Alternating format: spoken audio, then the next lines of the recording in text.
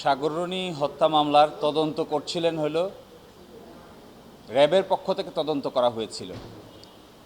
রাষ্ট্রপক্ষ এই র্যাবের পক্ষ থেকে তদন্তকে সরিয়ে উচ্চ পর্যায়ে টাস্ক ফোর্স গঠন করার জন্য দরখাস্ত দিয়েছিলেন।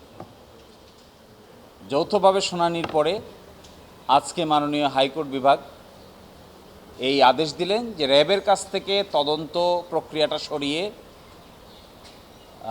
হোম মিনিস্ট্রির অধীন, স্বরাষ্ট্র মন্ত্রণালয়ের অধীনে উচ্চ পর্যায়ের টাস্ক ফোর্স গঠন করা হবে এবং সেখানে অভিজ্ঞ তদন্তকারী কর্মকর্তাদের সমন্বয়ে আগামী 6 মাসের মধ্যে তদন্ত সম্পন্ন করে 6 এপ্রিলের মধ্যে উচ্চ আদালতে অর্থাৎ হাইকোর্ট বিভাগে এই তদন্ত রিপোর্ট সাবমিট করতে হবে। এই দরখাস্তের মাধ্যমে এখন আর র্যাপিড অ্যাকশন ব্যাটালিয়ন বা র্যাব তদন্ত করতে পারবে না। তদন্ত করবে আদেশটি পাওয়ার পরে মিনিস্ট্রি অফ হোমের পক্ষ থেকে উচ্চ পর্যায়ের একটি টাস্ক ফোর্স কমিটি এবং তারা অভিজ্ঞ কর্মকর্তাদের সমন্বয়ে গঠিত হবেন।